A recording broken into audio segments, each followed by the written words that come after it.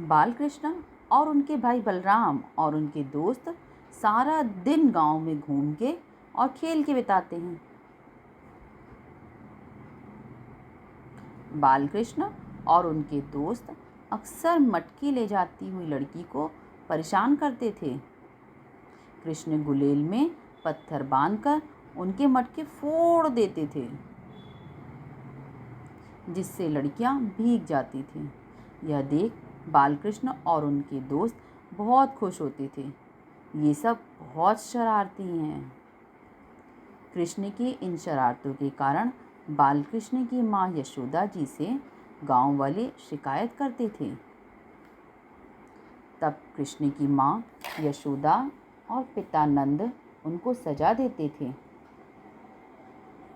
एक बार गांव की कुछ गोपियां नदी के किनारे कपड़े धो रही थीं। तभी कृष्ण और उनके दोस्त को कुछ शरारत सूझी। कृष्ण धीरे धीरे गोपियों के पीछे गए और उनके दोस्त पीछे छुप के देख रहे थे। कृष्ण ने एक गोपी को नदी में गिरा दिया और फिर भागकर अपने दोस्तों की तरफ गए और वो सब मिलकर उन सभी गोपियों पर हंसने लगे और उनका मजाक बनाने लगे। इस पर गोपियों को बहुत गुस्सा आया और वे सब कृष्ण और उनके दोस्तों का पीछा करने लगी, पर वो सब और तेजी से भाग गए। कृष्ण और बलराम और उनके सभी दोस्त अपनी गायों को घास खिलाने के लिए खुले मैदान में जाते थे और वहाँ उन्हें खरगोश, गिलहरी और तितली के साथ खेलने में बहुत मज़ा आता था। गांव की एक महिला नित्य प्रति माखन बनाती थी और माखन के मटके अपने घर में रखती थी। बालकृष्ण को माखन बहुत पसंद था, ये सभी आप जानते हैं।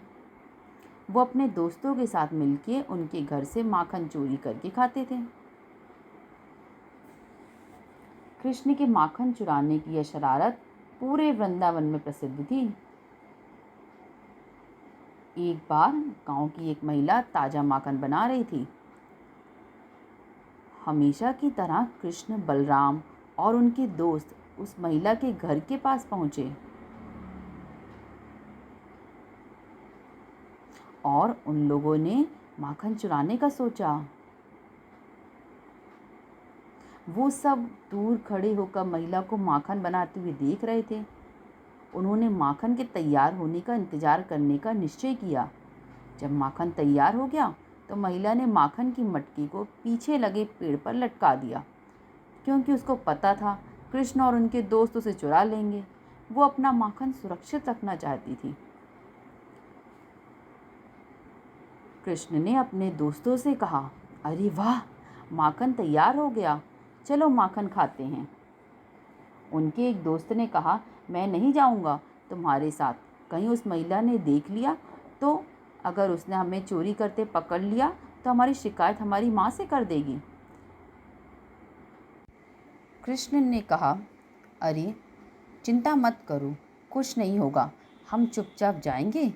दोस्तों ने कहा, हम यहाँ पर रुक कर देखेंगे, तुम जाकर माखन ले आओ।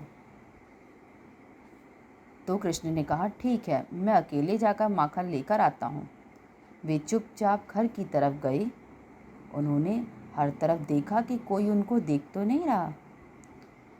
फिर वो ऊपर नीचे कूदने लगे। माखन से भरी मटकी को पाने के लिए उन्होंने कई बार कोशिश की, पर मटकी नहीं छू पाए। कृष्ण ने अपने दोस्तों को मदद के लिए बुलाया। उनके दोस्त पहले तो तैयार नहीं थे, पर बाद में मान गए। वे सभी चुपचाप कृष्ण के पास गए। कृष्ण ने कहा, मैं अकेले मटकी तक नहीं पहुंच सकता, पर मेरे पास एक तरकीब है। हम साथ में जाकर एक के ऊपर एक चढ़कर उस तक पहुंच जाएंगे। फिर मैं मटकी उतार लूँगा। और सभी दोस्त मान गए। सभी दोस्त इकट्ठा हो गए और एक के ऊपर एक चढ़ने लगे और कृष्ण अपने दोस्तों के कंधों पर चढ़ते हुए ऊपर पहुंच गए। फिर उन्होंने माखन से भरी मटकी उतार ली। और धीरे धीरे नीचे आ गए।